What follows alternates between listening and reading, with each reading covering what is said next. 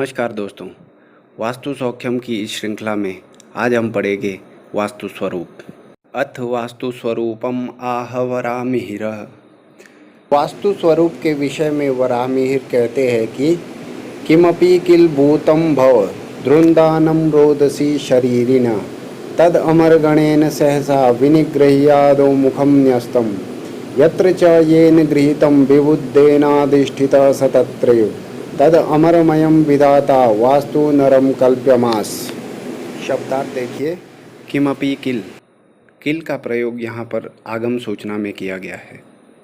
किमपि की किसी समय, भूतम कोई प्राणी, अभवत उत्पन्न हुआ, रुन्धानम फैलता हुआ या व्याप्त होता हुआ, रोदसी। रोदसी कहा जाता है पृथ्वी तथा आकाश।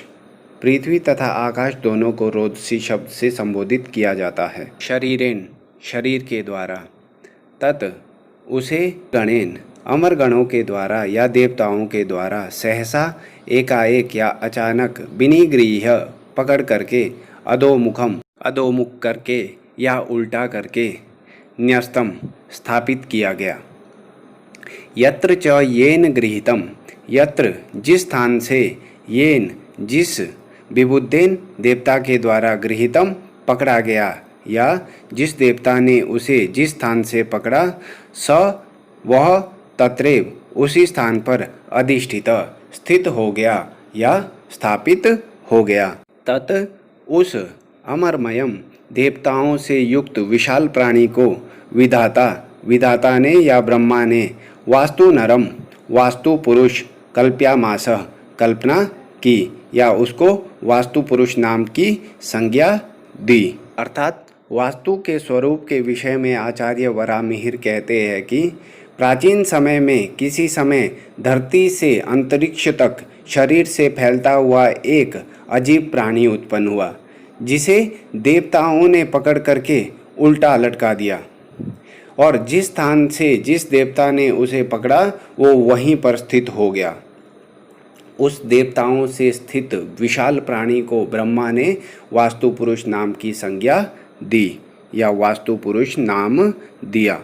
अब इसी वास्तु स्वरूप के विषय में बृहस्पति जी कहते हैं कि पुरात्रेता युगे यासीन महाभूतं समुपस्थितं व्याप्नुवन्तं शरीरेण सकलं भुवनं ततः तं दृष्ट्वा विस्मयं देवा गतासेन्द्रा भयावृता ततस्ते क्रोध संतप्ता गृहीत्वा तं महासुरं विनिक्षिप्त अधोवक्त्रं स्थितास्तत्रैव ते सुरा तमेव वास्तु पुरुषं ब्रह्मा समविकल्पयत्।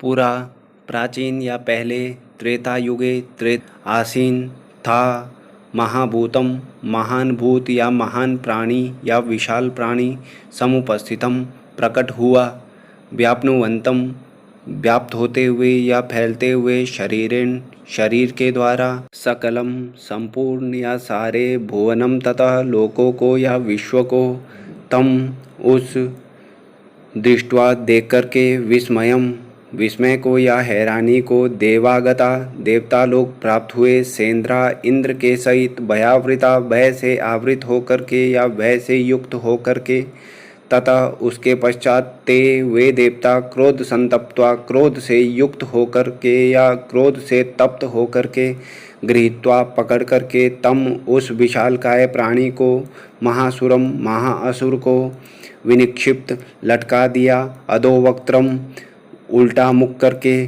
स्थित हो गए, तत्रैव वहीं, ते वे सुरा देवता, तम एव उसे ही या उस देवताओं से युक्त विशालकाय पुरुष को ही, वास्तु पुरुषम वास्तु पुरुष के रूप में ब्रह्मा ने समविकल्पयत अभिकल्पित किया या उसे ही ब्रह्मा ने वास्तु पुरुष नाम दिया।